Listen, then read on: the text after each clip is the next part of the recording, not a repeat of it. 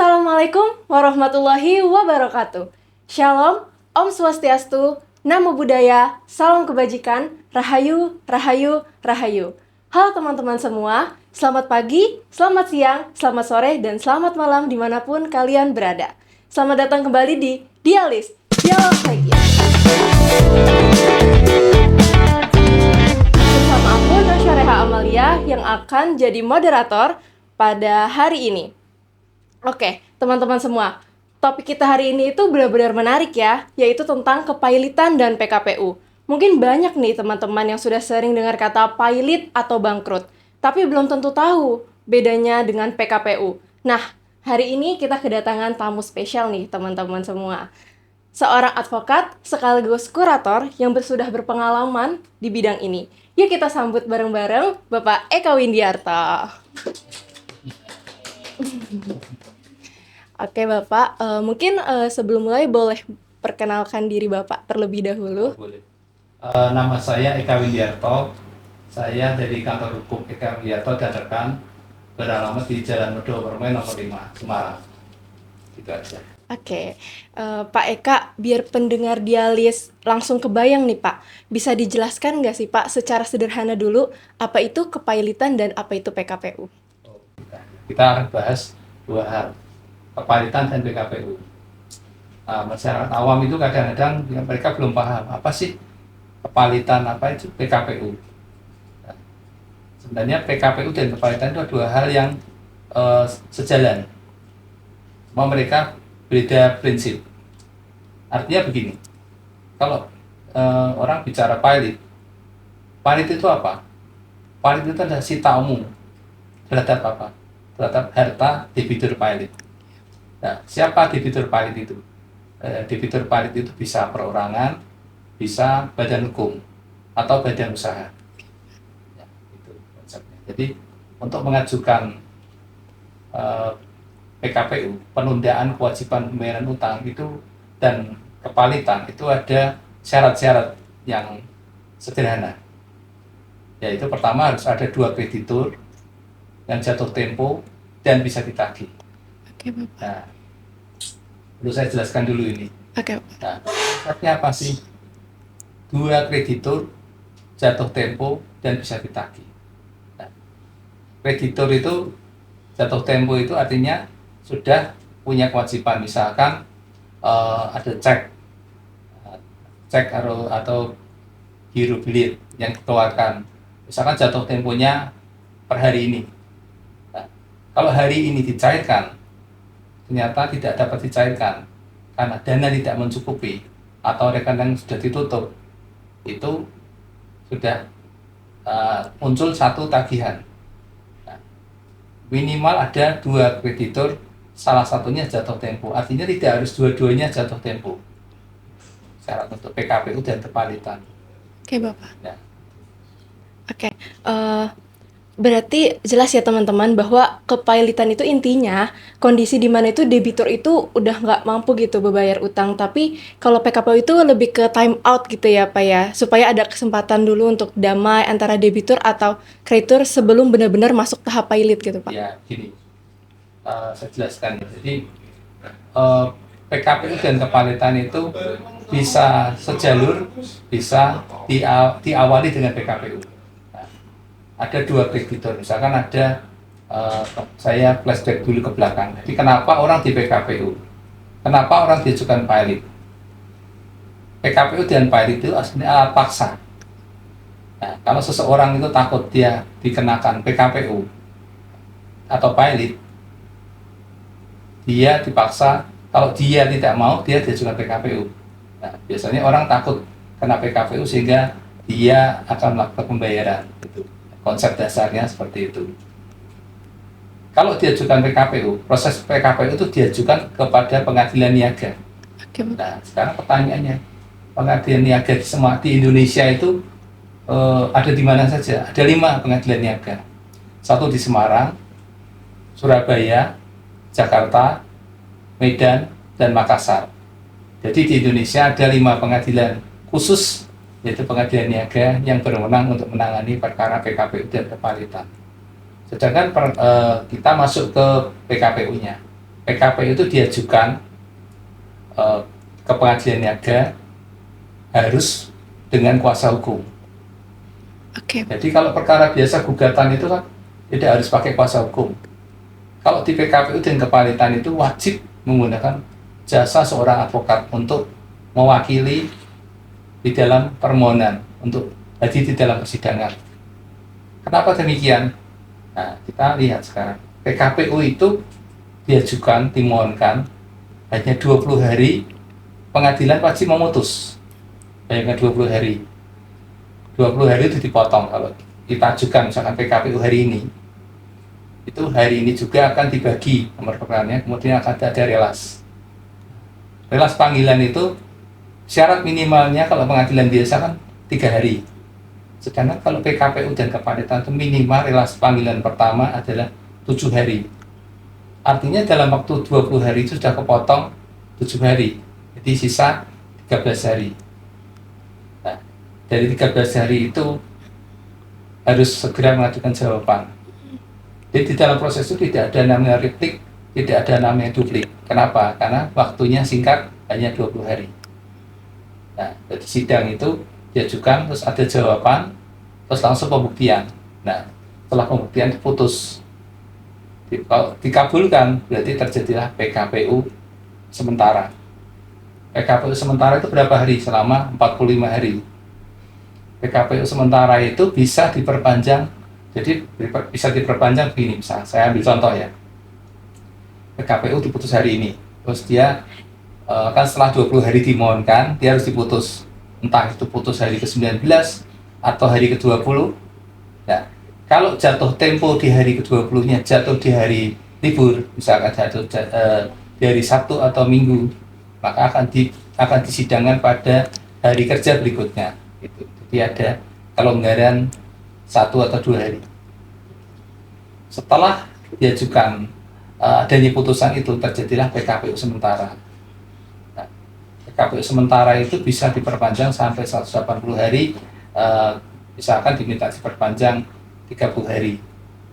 Terus kalau belum mencukupi, diperpanjang lagi 30 hari. Nah, mungkin ada pertanyaan, kenapa PKPU sementara ini beri waktu perpanjangan 45 hari nggak cukup? 45 hari itu isinya apa sih? 45 hari itu 45 hari itu kan seorang pengurus. Kalau dalam PKPU kan prosesnya kepengurusan. Dia mengajukan proses kepengurusan itu pertama apa? Seorang pengurus itu harus dia menghadap pada hakim pengawas. Nah, untuk apa? Untuk ditetapkan dia sebagai, memang sudah ada putusan, tetapi di dalam penetapan itu menyatakan dia diangkat sebagai pengurus, kemudian ditentukan jadwal-jadwal untuk rapat-rapat di dalam PKPU itu. Nah, mungkin teman-teman sekalian belum paham apa sih rapat-rapat itu.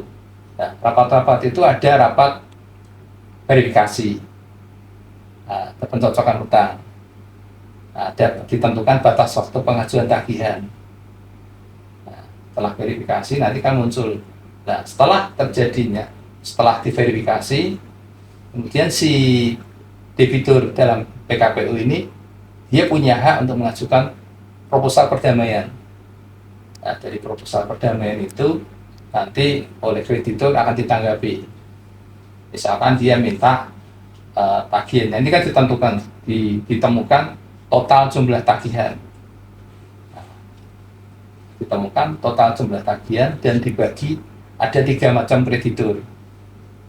Nah, satu kreditur pemegang jaminan, namanya separatis. Terus ada lagi preferen. Preferen itu apa? Preferen itu buruh pajak.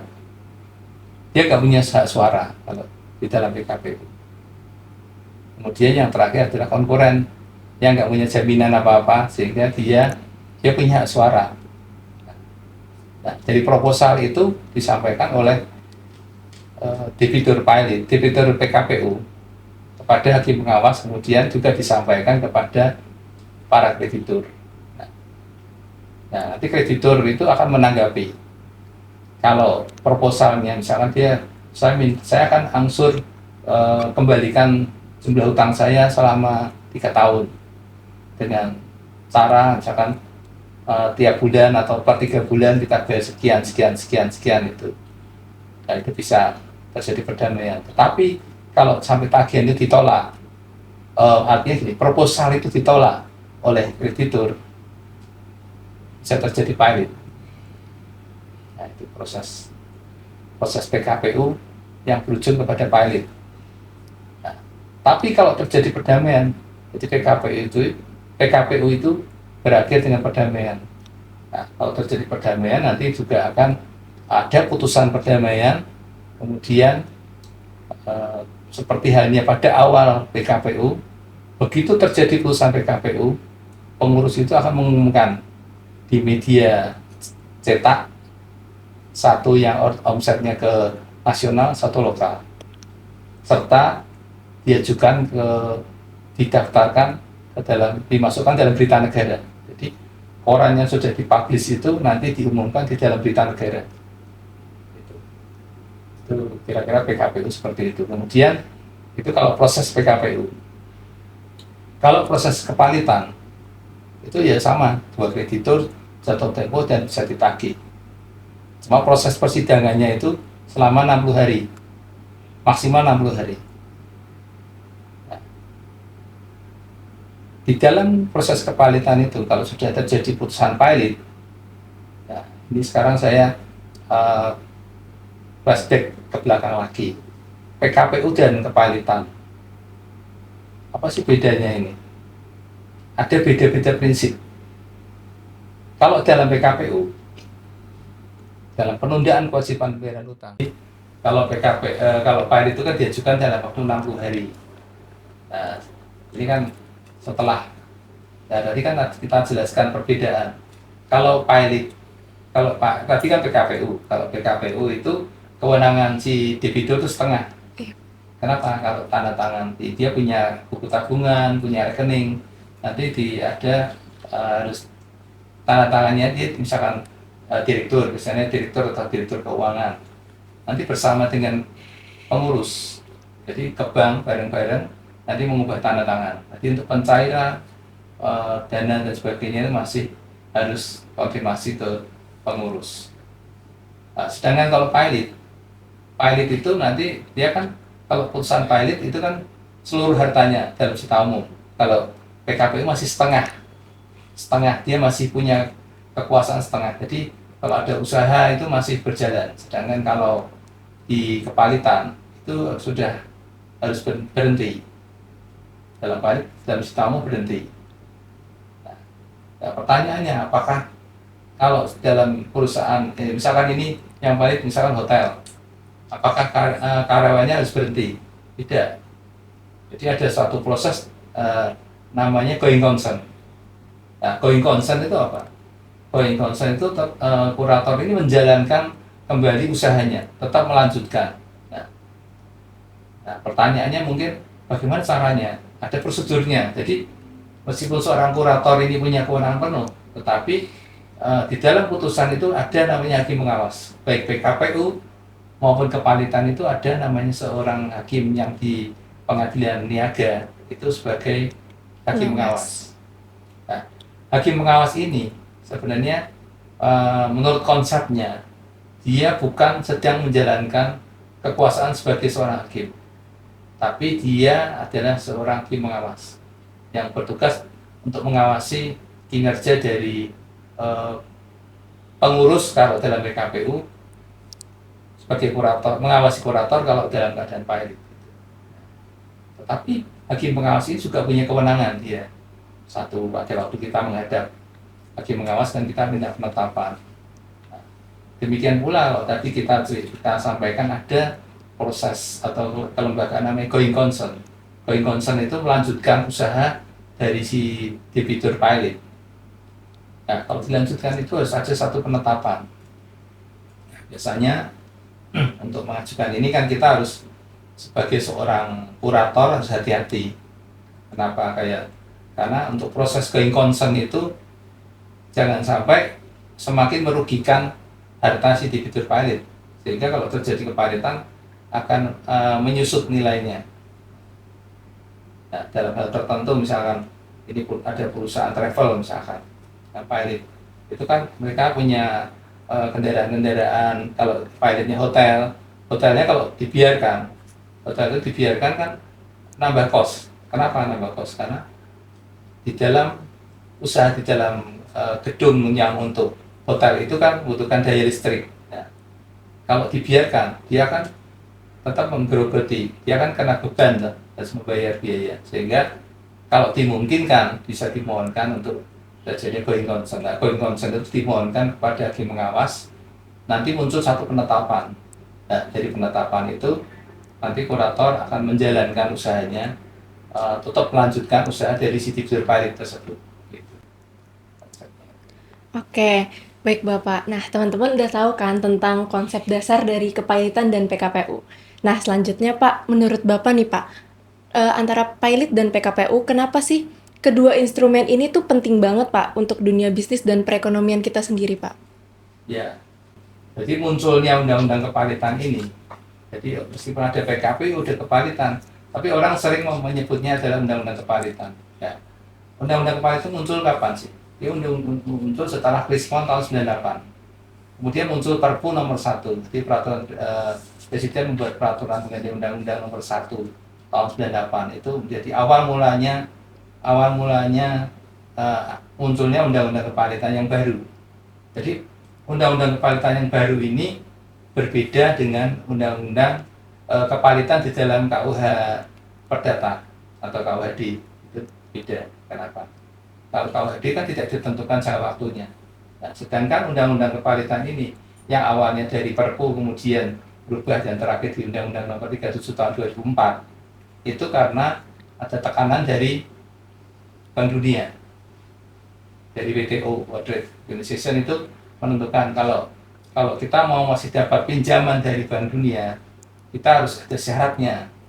Mereka harus bisa mengatur sesuatunya ini supaya lebih sederhana. Artinya kalau terjadi kredit macet, kita tahu bahwa proses hukum di Indonesia ini kan sebelum adanya undang-undang kepalitan itu pemberesan suatu harta palit itu kan butuh proses yang lama yang tidak jelas aturannya. Artinya tidak ada ketegasan waktu untuk penyelesaian. Nah, dengan adanya undang-undang ini maka ini lebih menegaskan, lebih membuat sederhana. Makanya jelaskan di awal undang-undang kepalitan ini kan prosesnya harus sederhana. Kalau tidak sederhana, tidak bisa diajukan PKPU. Jadi persidangan biasa, gugatan biasa, yang tidak bisa menggunakan mekanisme kepalitan. Gitu. Oke, baik Bapak. Kalau misalkan kita tarik ke belakang nih Pak, sebenarnya bagaimana sih Pak? Kok bisa ada pilot ini? Apakah ada sejarah lahirnya PKPU dan kepilotan ini? Apakah PKPU dan kepilotan ini ada pengaruh dari sistem hukum Belanda atau bagaimana Pak? Ya, kembali tadi saya jelaskan, nanti kan dari sistem hukum Belanda itu kan mekanisme lama prosesnya, proses kepalitan. Dan kepalitan pada sistem Belanda itu seperti kan kita kenal nama ada anak di bawah pengakuan. Nah, kita lihat pasal 1320. Untuk melakukan perbuatan hukum, seseorang harus cakap. Nah, sekarang cakap di sini, pengertian cakap di ketentuan pasal 1320 kan harus cakap. Nah, definisi cakapnya bisa kita kategorikan kalau kita breakdown. Sekarang kalau seseorang anak yang belum dewasa, dia kan belum cakap untuk melakukan perbuatan hukum. Sedangkan kalau di Undang-Undang Kepalitan ini, dengan adanya putusan PKPU atau pilot, seseorang itu menjadi tidak cakap. Tidak cakapnya beda. Kenapa? Dia hanya tidak cakap terhadap hartanya. Tetapi kalau terhadap hal-hal lain, misalnya dia mau menikah, boleh nggak orang dalam keadaan baik dia mau menikah? Boleh, nggak dilarang. Nah, dia mau bekerja, boleh nggak? Boleh. Gitu. Karena orang tetap harus hidup. Nah, yang tidak boleh apa? Dia mengelola hartanya. Kalau dalam PKPU, setengah hartanya adalah dikuasai oleh pengurus. Sedangkan kalau pilot, seluruh hartanya adalah dalam keadaan sita umum. Itu perbedaannya. Itu prinsip yang terkait dengan 1320 KUH Perdata itu mengenai cakap. Kalau kalau orang misalkan kan ada kriteria seorang penjudi, pemabuk, dia tidak cakap.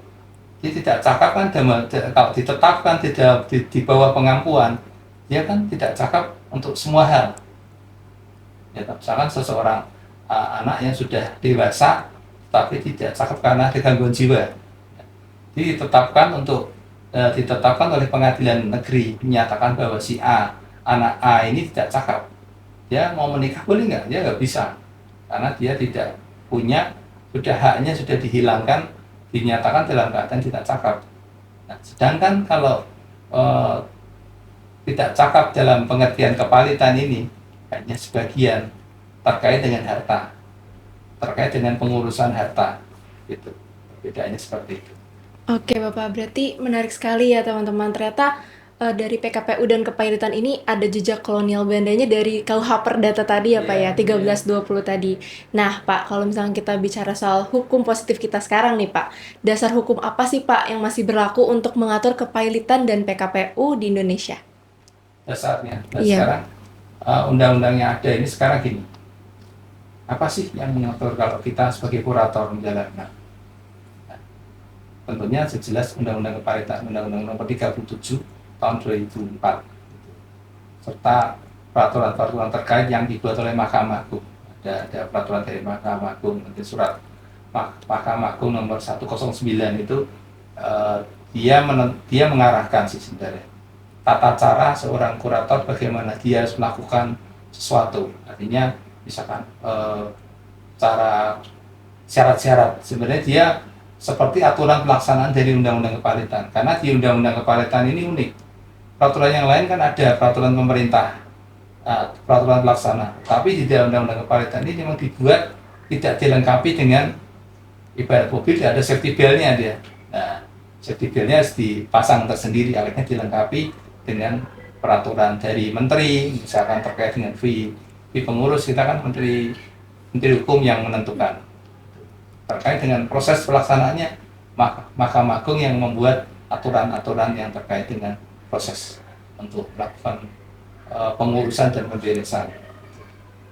Oke, ternyata udah ada payung hukum yang jelas ya Pak, kalau di Indonesia itu sendiri. Nah, kalau begitu Pak, tadi syarat utama apa sih yang benar-benar harus dipenuhi supaya suatu perusahaan itu bisa dinyatakan pilot Pak? Ya, perusahaan itu dinyatakan valid. Sebenarnya kan kalau kita bicara suatu badan usaha di dunia ini nggak ada.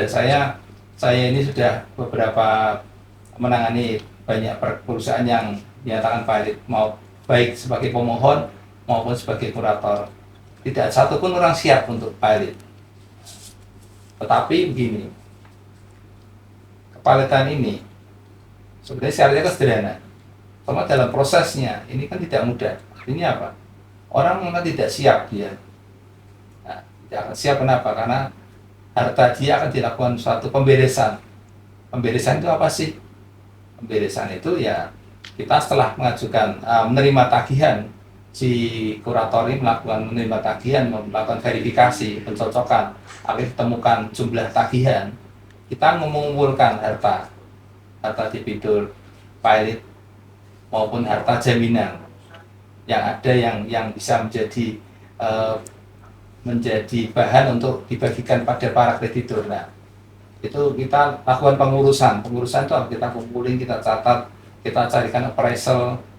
Nah, jadi terkait setelah harta itu kita kumpulkan, kemudian kan masuk proses pemberesan. Nah, pemberesan itu apa? Seorang kurator ini kan membutuhkan ahli apa? Untuk menilai. Ya, kita gunakan appraisal. Nah, proses untuk kita melakukan appraisal itu kita harus lalui tahapan-tahapan tertentu. Nah, tahapannya apa itu? Tahapannya kita harus minta izin pada hakim pengawas. Ada satu penetapan. Nah, kita ajukan, biasanya di dalam proses itu kita ajukan calon appraisal. 2 atau 3 appraisal yang kita ajukan, jadi kita minta kantor jasa KJPP yang punya sertifikat untuk melakukan penilaian, kita ajukan permohonan pada hakim pengawas. Kemudian kolegium pengawas akan dibuat suatu, dia menentukan. Biasanya dipilih adalah appraisal yang nilainya paling rendah, artinya biaya paling rendah. Kenapa? Karena untuk menguntungkan supaya tidak merugikan harta pilot. Nah, setelah ada penetapan itu, kemudian kita panggil si appraisal yang terpilih. Nah, appraisal itu nanti sebelum menjalankan tugasnya dia diambil sumpahnya terlebih dulu dengan melengkapi dokumen-dokumen terkait dengan izin dia sebagai appraisal, terus pernyataan dia, kesanggupan dia.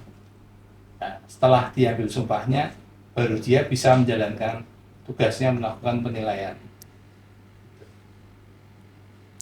Oke, Pak. Kalau boleh tahu nih, Pak, secara garis besar aja, Pak, tahapan proses kepailitan di pengadilan niaga itu bagaimana sih, Pak? Oh, tahapannya. Jadi gini, kalau kita bicara kepalitan, jadi kan kepalitan itu kalau kita tadi kan ada dua hal. Tadi melalui PKPU atau langsung pilot. Baik. Kalau kita melalui PKPU berarti kan PKPU, permohonan PKPU 20 hari. Sidang 20 hari dikabulkan. Terus kemudian dalam 45 hari itu bisa terjadi pilot kalau memang proposal tidak mengajukan proposal perdamaian atau mengajukan proposal perdamaian tetapi tidak disetujui oleh para kreditur dan tidak diperpanjang. Nah, langsung jatuh pilot. Nah, begitu pilot berarti itu sudah masa pilot. Nah, kalau masa pilot yang diajukan oleh melalui PKPU itu tidak dikenal adanya masa insolvensi. Nah, masa insolvensi itu apa artinya?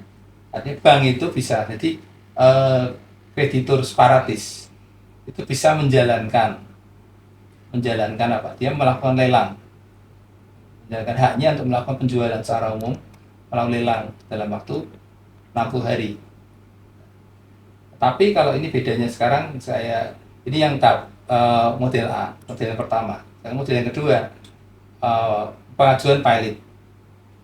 Pengajuan pilot itu diajukan juga sama, syaratnya 2 kreditur jatuh tempo dan bisa ditagih kepada pengajian niaga dan harus diajukan oleh seorang kuasa hukum, seorang advokat. Oke, Pak. Nah, pengajuan itu sidangnya 60 hari, kalau dikabulkan dia jatuh pilot. Nah, cuma perbedaannya dengan yang PKPU itu, dalam pilot ini di pasal 56 Undang-Undang Kepalitan itu dikenal namanya ada diberi waktu masa insolvensi, dia bisa menjual dalam waktu 60 hari. Kalau PKPU dalam masa langsung jadi pasal 56 itu ada masa stay. Ini ada masa stay. Kalau melalui PKPU tidak ada masa stay. Kenapa? Masa stay setelah putusan pilot yang diajukan bukan melalui PKPU, dia diberikan waktu masa stay, masa tunggu berapa? 90 hari. Nah, undang-undang ini pasal 56 itu kenapa dibuat masa stay selama 90 hari? Sebenarnya dia memberi kesempatan kepada debitur untuk melakukan restruct. Misalkan dia masih diberikan waktu untuk mengajukan usul perdamaian. Nah, apabila usul perdamaian diterima, bisa terjadi perdamaian di dalam masa pilot. Maksud dan tujuan dibuatnya masa stay 90 hari. Nah, sama kalau dia tidak menggunakan haknya itu, ya terjadi masa insolvensi, kemudian bank bisa melakukan penjualan. Tetapi kalau di PKPU yang tadi, bank kan tidak bisa, dia tidak diperlukan, tidak ada masa stay, dia langsung dinyatakan pilot dan dia bisa melakukan penjualan. Gitu. Oke, berarti ada 2 tahapan ya tadi ya, Pak? Ya, Ada 2 macam gitu 2 ya, macam. Pak? Iya. Oke, Pak. Nah, kalau di praktiknya sendiri nih, Pak, sebenarnya apa sih, Pak, tantangan yang biasanya tuh Bapak hadapi dalam menangani perkara kepailitan maupun PKPU? Ya, ini yang kami hadapi berarti gini. Satu, jadi gini, biasanya debitur pilot ini karena tidak satupun pribadi atau suatu direksi atau suatu badan hukum itu siap dinyatakan pilot, meskipun dia sudah sadar bahwa dia nggak mampu. Tetapi di dalam praktek mereka nggak jujur juga dalam menyampaikan harta-harta yang harus mereka sampaikan kepada kurator. Artinya banyak yang disembunyikan. Tapi kita nggak kurang akal juga, kita selalu mencari informasi, di antaranya kita koordinasi dengan Dirjen Pajak. Dirjen Pajak ini kita tahu bahwa setiap akhir tahun kan eh, eh, eh, si debitur ini pasti melaporkan kekayaannya, penambahan atau kekurangan atau pengurangan itu mesti ada di dalam laporan. Minimal kita punya data-data inti terkait dengan harta mereka. Dan dari harta itu kita cocokkan. Nah, pernah kita temukan juga emang, jadi harta-harta yang ada itu ternyata ada yang tidak dilaporkan. Nah, itu maka biasanya dalam proses kepalitan itu kita kan buat daftar pertelaan. Seluruh harta debitur kita catat semua. Kemudian kita laporkan pada hakim pengawas, kita tempel, kita umumkan bahwa harta yang ada, harta sementara yang ada itu. Kenapa sementara? Karena harta itu bisa bertambah atau bisa berkurang. Karena ternyata misalkan harta itu sudah dialihkan atau ada satu pengikatan yang harus ditransaksikan kepada pihak lain itu. Ya, apabila kita temukan ya kita akan selalu mencari harta-harta yang ada untuk memaksimalkan pembayaran kepada para kreditur yang ada ini. Oke Pak, jadi kalau ditarik kesimpulannya tuh tantangannya tuh lebih ke debiturnya itu sendiri, dia nggak mau ya Pak, eee, nggak mau jujur gitu ya Pak? Iya, nggak Heeh, kooperatif. heeh, Tapi nggak bahkan gini, ada lagi 1 minggu setelah pilot, ada satu perusahaan yang saya tangani ini, itu asetnya itu ada di beberapa kota, ada di Semarang, di Solo, di Jakarta, di Surabaya, bahkan di Medan. Nah, untuk harta-harta yang jauh begitu kan kita kan juga di dalam undang-undang kepalitan itu kan mewajibkan kurator maksimal dalam 2 hari setelah terjadi kepalitan dia wajib mencatat. Nah, kita mencatat ya, yang penting yang sudah kita temukan kita catat dulu, maka kita tulis daftar harta debitur palit sementara. Gitu. Nah, setelah kita temukan, nah ternyata aset itu disewakan kepada pihak ketiga. Ya, harta yang sudah dalam keadaan sita umum ini, memang ada juga kreditur si debitur yang nekat seperti itu, dia sewakan dengan akte perjanjian notaris. Nah, notarisnya juga notaris ini juga dia nggak maksimal di dalam menjalankan tugasnya. Kenapa? Dia tidak melakukan pengecekan harta ini apakah harta jaminan atau bukan. Kalau harta jaminan ke bank tentunya kan di dalam pengikatan, dalam pengikatan perjanjian kredit itu pasti disebutkan bahwa harta ini tidak boleh dijual, dijaminkan, digadaikan atau dialihkan kepada siapapun dengan cara apapun. Tapi secara de facto dia mengalihkan, disewakan. Nah, terus apa yang harus kita lakukan? Nah, sebagai kurator ini kan kita tujuannya memaksimalkan goodwill pilot. Nah, dengan terpaksa kita melakukan suatu upaya hukum. Namanya apa itu? Gugatan lain-lain. Nah, di dalam gini konsepnya, setiap perkara atau hal-hal yang terkait atau upaya hukum terkait dengan harta pilot, upaya yang digunakan adalah gugatan lain-lain. Nah, kalau asetnya misalnya di Medan, asetnya di Jawa Timur, sedangkan kepalitan di Semarang, di Pengadilan Negeri Semarang, gugatannya di mana? Gugatan tetap di Pengadilan Negeri Semarang, di Pengadilan Niaga pada Pengadilan Negeri Semarang. Kenapa? Karena gugatan lain-lain itu diajukan kepada wilayah hukum pengadilan yang memutus. Nah, kita sebenarnya lebih sederhana di situ. Nah, akhirnya kita ajukan gugatan lain-lain, kita gugat pembatalan. Akhirnya ada suatu putusan sehingga kita bisa melakukan pemberesan, menjual aset itu, kemudian bisa kita bayar kepada pemegang jaminan separatis, sisanya yang dibagikan kepada kreditur konkuren. Oke Pak. Nah Pak, saya juga pernah dengar nih Pak, ada praktik penyalahgunaan PKPU itu Pak. Misalnya cuma dipakai untuk menunda kewajiban pembayaran aja nih Pak. Apakah benar Pak ada hal-hal seperti itu Pak? Praktik itu ini, pada prinsipnya begini, PKPU itu adalah penundaan kewajiban bayar utang. Artinya kan harus dibuktikan secara sederhana bahwa memang ada satu tagihan jatuh tempo dan bisa ditagih. Nah, pengertian jatuh tempo. Jadi saya belum menjelaskan mengenai tagihan yang jatuh tempo dan bisa ditagih. Jatuh tempo jelas sudah bisa tenggat waktu yang ditentukan, misalkan di dalam perjanjian atau dibayar tanggal 5, tidak dibayar tanggal 5, jatuh tempo dan bisa ditagih. Nah, sekarang bisa ditagih itu seperti apa? Nah, pasal tagihan yang bisa ditagih itu kembali lagi ke pasal 1320. Nah, ada sebab yang halal. Sekarang kalau pertanyaan saya, kalau hutang judi bisa nggak ditagihkan? Dia juga PKPU. Kalau ada orang yang berjudi kemudian dia ajukan PKPU, tentunya nggak bisa. Kenapa? Karena tidak memenuhi syarat. Salah satu syarat nggak terpenuhi. Syarat.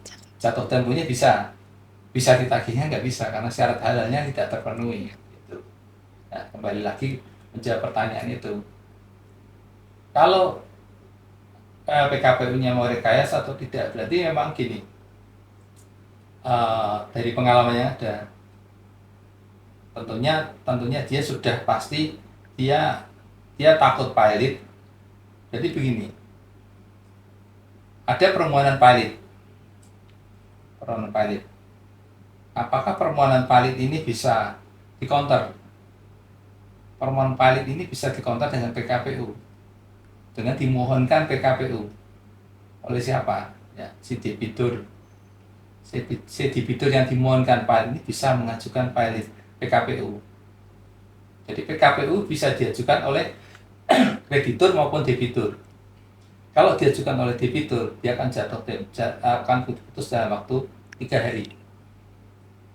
Sedangkan kalau diajukan oleh pihak ketiga, akan diputus dalam waktu 20 hari. Oke Pak. Nah, kalau boleh tahu nih Pak, kira-kira ada nggak ya Pak contoh kasus besar nih Pak tentang kepailitan atau PKPU di Indonesia nih Pak yang bisa jadi pembelajaran untuk teman-teman dialis Pak? Oh, pembelajaran gini ya. Jadi gini, sebenarnya gini, cuma saya juga nggak enak menyebutkan nama institusinya. Jadi ada satu perusahaan yang pernah saya ajukan ke KPU. Itu kan sebenarnya dia punya nilai ekonomi. Mengenai mereknya itu punya nilai ekonomi. Jadi harta, kita bahaskan harta itu ada dua, tangible, ada intangible. Nah, orang melihat harta selalu kan tanah, rumah, dan sebagainya. Tapi kalau itu brand yang bagus, itu kan punya nilai. Nah, kebetulan saya pernah mengajukan satu permohonan PKPU dan diputus PKPU, kemudian perusahaan tersebut nggak mampu bayar, akhirnya jatuh pilot. Saya coba bantu untuk terjadinya perdamaian dengan cara apa? Menjual aset perusahaan itu, tetapi tidak ada kecocokan harga, dia jatuh pilot karena tidak cocok. Seandainya si debitur ini cocok untuk penyelesaian, dia kan tetap gak rela kalau asetnya dijual. Akhirnya pilot juga rugi, gitu. Akhirnya yang dijual adalah mereknya itu sendiri. Kalau masih utuh gini, satu perusahaan itu kalau dia ada satu perusahaan, dia ada brand, ada izin-izin, misalkan ada satu produk yang ada izinnya, ada BPOM-nya dan segala itu kan, itu melekat di mana? BPOM itu melekat di tempat. Kalau tempatnya dilelang ya selesai, gitu. Itu konsepnya seperti itu. Oke Pak, berarti kalau misalkan kasus yang Bapak sebutin tadi itu berarti setelah PKPU itu masih bisa ada yang jadi nilai ekonomis gitu ya Pak? Dan nilai ekonominya ada sepanjang ini perlunya pembelajaran pemahaman. Jadi mungkin dari kuasa hukumnya itu juga nggak paham. Kalau dia tahu bisa selamat dari nilai yang dia jual itu, saya mau dia masih dapat nilai manfaat, sisa hasil penjualan masih nilainya cukup besar dan bisa mungkin membuat pabrik yang lebih kecil dari pabrik utama, kan masih bisa hidup. Oke, menarik banget ya teman-teman dialis. Nah Pak, dari yang tadi udah Bapak sebutin tentang dasar hukum, tentang contoh kasus Pak. Nah selama Bapak berpraktik nih Pak, sebenarnya ada nggak sih Pak regulasi kepailitan atau PKPU yang menurut Bapak tuh harus perlu dibenahi gitu Pak? PKPU ya, ini saya kebetulan lagi ambil disertasi di sebuah perguruan tinggi di Semarang. Ya, kita juga lagi mengkaji mengenai jadi yang kita kaji apa, yang kita bahas apa. Nah, kalau disertasi yang sedang kami rencana ajukan itu kan terkait dengan perlindungan kepada harta harta pilot itu sendiri, supaya apa? Supaya tidak, kan gini sekarang, upaya hukum itu kan butuh waktu. Sedangkan kalau itu nyata-nyata sudah jelas prosesnya salah, artinya itu adalah suatu perbuatan melawan hukum, kan sederhana, langsung ditetapkan dibatalkan, tidak melalui proses hukum. Artinya begini, untuk proses-proses hukum tertentu misalkan tidak perlu hukum, diberikan kesempatan untuk kalau di pengadilan niaga kan tidak dikenakan banding, adanya kasasi dan peninjauan kembali. Nah itu mungkin harus dihilangkan gitu. Nah kita lagi membuat artinya menyampaikan materi-materi itu tujuannya membahas supaya ke depan bisa lebih baik gitu. Oke. Terakhir nih, kalau misalkan ada pelaku usaha atau masyarakat awam yang ingin memahami kepahitan dan PKPU, apa pesan dan tips praktis yang bisa Bapak sampaikan? Jadi begini, memang PKPU itu adalah suatu alat, jadi alat yang, jadi gini, suatu alat untuk proses hukum untuk menyelesaikan suatu masalah. Nah, dia juga bisa menjadi alat memaksa untuk melakukan suatu pembayaran. Kalau orang di PKPU, kalau dia takut pilot, dia akan bayar. Karena ada dua hal, orang yang tidak mampu bayar dan tidak mau bayar. Ya, yang berisiko tinggi ini kan orang yang tidak mau bayar, memang dia niatnya tidak baik. Nah, itu juga bisa di PKPU. Maka PKPU ini ada dua sisi. Dua sisi yang sebagai alat untuk menekan untuk adanya suatu penyelesaian. Nah, di sisi lain, sekarang kita lihat dari sudut lain. Kalau seseorang sudah tidak mampu, dia tidak mampu, dia harus menyatakan dirinya valid sebenarnya. Kenapa? Karena harta dia, misalkan dalam satu perusahaan ini ada karyawan, ada ada banyak hal yang harus dibayar lebih dulu. Itu kan kalau ini misalkan jaminan dia dilelang oleh bank, karyawan tidak mendapatkan sesuatu. Tetapi kalau dengan media atau kelembagaan kepalitan ini masih ada perlindungan kepada para buruh dan karyawan. Jadi nilai saya mau kepalitan ini memang nggak disukai oleh perusahaan, oleh suatu badan hukum atau siapapun. Tetapi ini juga ada asas manfaatnya karena dia apa? Dia pro rata pari passu. Artinya apa? Artinya kepada semua pihak akan dibagikan secara proporsional. Misalkan gaji buruh akan dibayar maksimal 100% karena dia dengan adanya putusan MK dia menjadi kreditur preferen. Jadi dia diutamakan. Dulunya kan pajak nomor 1 mendahulu. Sekarang pajak ini nomor 2 di bawah buruh. Nah, ini kan ada suatu perlindungan kepada buruh. Apabila ini perusahaan ini ternyata asetnya jaminan bank semua, dijual oleh bank, dilelang, selesai, karyawan ini nggak dapat 1 sen pun. Sedangkan melalui kepalitan ini, si karyawan atau buruh ini mendapatkan perlindungan, dia akan dijamin pembayarannya. Minimal ada porsi-porsi untuk dia. Kalau tidak, dia akan tidak dapat sama sekali. Oke, berarti tips dari Pak Eka ini kalau misalkan memang tidak mampu bayar, mending menyatakan pilot gitu ya, Pak?